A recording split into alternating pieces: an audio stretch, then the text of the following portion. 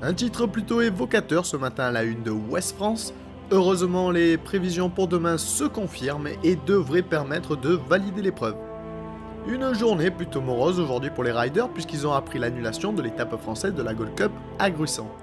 Effectivement, l'étape française de la Gold Cup de l'ICA Kitefoil est annulée.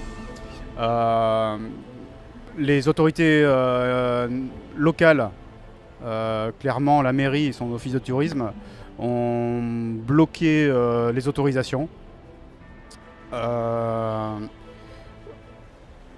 cause d'une interprétation d'un texte de l'ISAF concernant les épreuves internationales en France.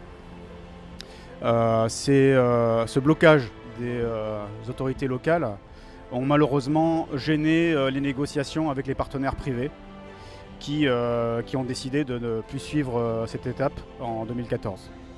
Donc l'annulation est prononcée. Oui, le problème en fait vient du fait de la structuration internationale du kite.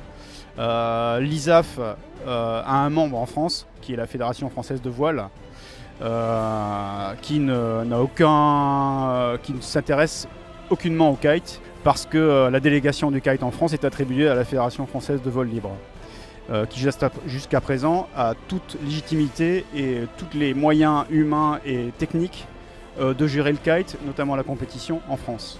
Le lien entre les deux fédérations n'existant pas, l'ISAF a tendance à ne pas reconnaître les événements internationaux en France.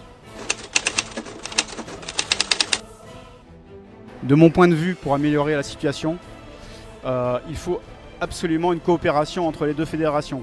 De vol libre d'un côté, qui a les compétences et la légitimité de gérer le kite en France, et la Fédé de voile, qui est le membre de l'ISAF. Nos Français Maxime Nocher et Sophie Caillé qui ont remporté la première étape au Mexique iront défendre leur place sur les deux étapes restantes en Suisse et en Australie. Retour en Bretagne et au championnat de France de speedcrossing demain pour une probable vraie journée de course qui s'annonce plutôt intense.